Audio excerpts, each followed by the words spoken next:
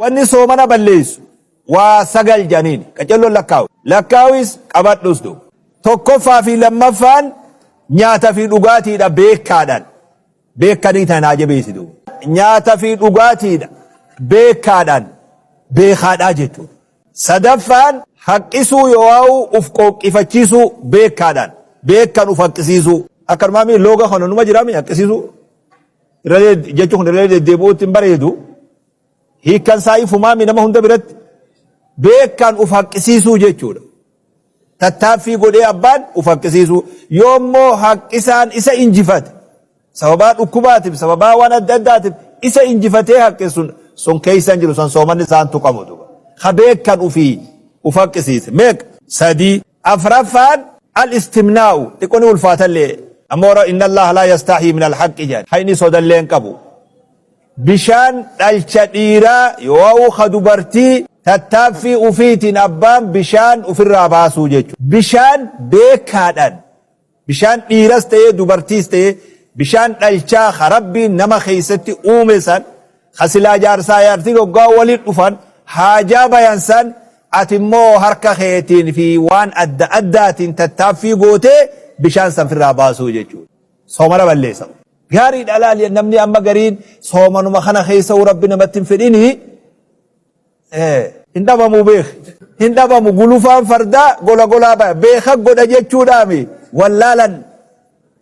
Afraffaan al-istimnaa'u janiin tawaa hundarra ajaa'ibaa immoo tanamnilleen ittiin dammayne. Shanaffaan al-azmu ala al-fitri nin fura jettee jala sararuudha.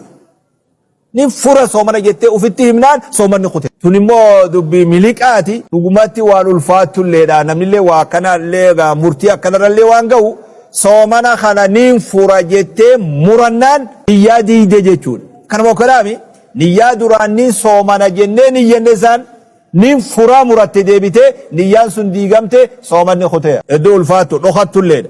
Jahaffaan aljimaa'u camdan beekaadhaan warra fitti idaamuudha. Guyyaa ramadaanaa adda eeguun gaariidha. Guyyaa ramadaanaa halkaniimi guyyaa ramadaanaa. Torbaffaa fi saddeettaffaan maal lakkaawaa jirra waan soomana cabsu. Torbaffaa fi saddeettaffaan dubartii xaharaa dhabuudha. Sunnaan baatii sun itti dhufuudha.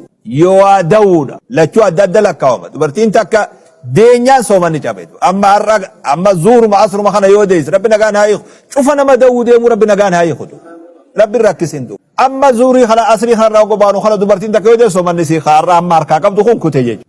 Adabre immoo kama guyyaa irraa kanatti beeku soomanni irraa haasa'u jiru guyyaa irraa kana meeqa torbaffaa fi saddeettaffaadha. Torbaffaan aharaa baatiti dubartiin dhabdu sani baatirraa ka dubartii dhudhufu. Saddeettaffaan dubartiin takka dahuudha. Saylaffaan rabbi namatti hin fedhini amantii islaamaa keessaa bahuudha. Nam tokko ka'ee amma murtaddii yoo ta'e soomanni isaa cabeedha. Rabbi namatti hin fedhini diinirraa rabbi waan diinirraa nama baasu rabbi namarraa haa qabu.